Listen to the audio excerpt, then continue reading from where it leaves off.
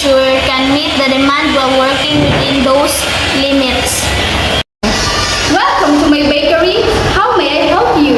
I would like to order some cupcakes for a party. I need at least 30 cupcakes, but I don't want to spend more than $50.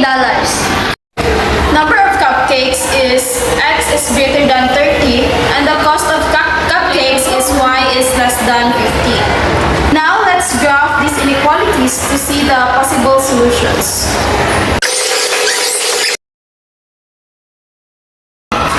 As we can see, this point lies within the acceptable range. It satisfies both the cupcake and the cost constraints. I see how systems of linear inequalities help you make decisions that match the constraints of your bakery. Systems of linear inequalities provide a practical framework for optimizing resources and making informed decisions in various real-life situations.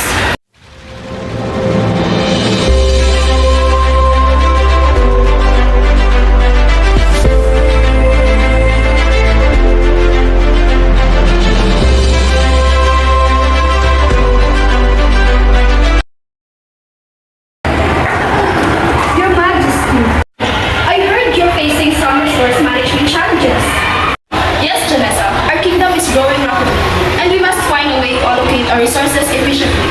We need to feed our people, maintain our army, and build essential infrastructure. Janessa, can you help us solve this problem? We need a practical solution.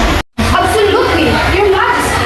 I suggest we use linear programming to optimize the allocation of our resources. Let's start by identifying our key resources and objectives. First, we have limited parliament, and we need to maximize food production. Second, we have a fixed budget for maintaining our army strength. Lastly, we have set amount of resources available for infrastructure. I understand, but how can we balance these competitive needs? Linear programming will help us find the best allocation strategy. We'll assign variables to each objective, such as X for food production, Y for army budget, and Z for infrastructure resources. We'll set up constraints based on available resources and limitations. Here's a list of our available resources and their limitations. Based on that calculation, we can allocate 60% of our resources to food production, 25% in the Army's budget, and the remaining 15% to infrastructure development. This way, we can ensure our people are well fed. Our Army remains strong and we continue building a solid foundation for the kingdom's growth. That sounds promising, Janessa, but can we be confident that this allocation will work? Linear programming provides an optimal solution based on the constraints we've identified. However, we must monitor and adjust our allocations as our kingdom's needs evolve. Janessa is right, Your Majesty. We should consider conducting regular reviews and updates to adapt to changing circumstances. Excellent advice, both of you. I trust your calculations. Let us implement this allocation strategy immediately and monitor its effectiveness closely.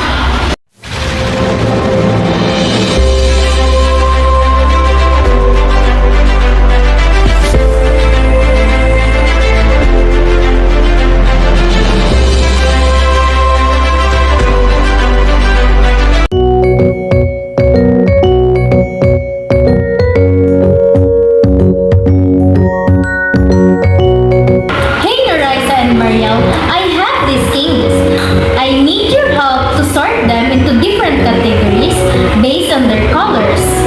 Sounds fun! Let's get started.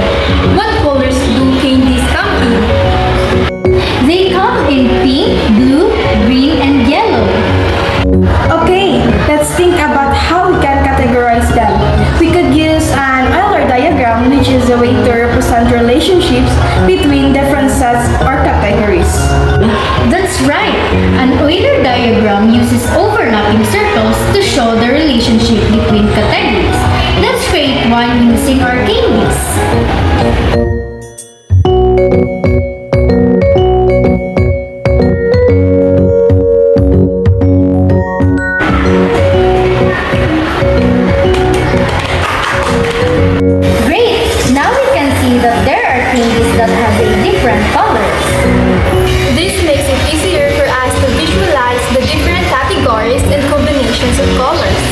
Exactly!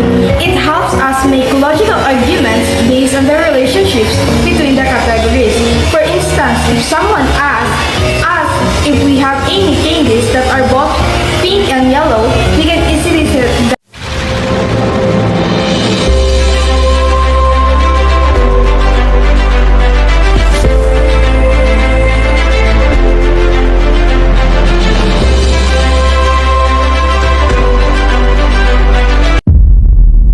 Lumos Maximum.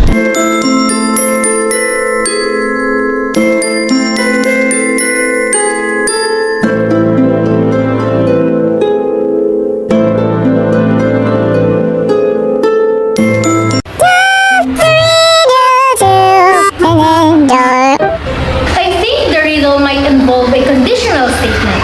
Let's try to figure it out. if the moon is full, then the stars will shine bright. So the riddle is presenting a conditional statement. It's saying that if the moon is full, the consequence is that the stars will shine bright. We need to determine if the statement is true or false. Well, the moon is indeed full tonight, and as we can see, the stars are shining bright. So, based on what we observed, the statement seems to be true. That's right. The condition the moon is full is true, and the consequence the stars shine bright is also true. So, the riddle's condition statement is true. Now that we know the riddle is true, we can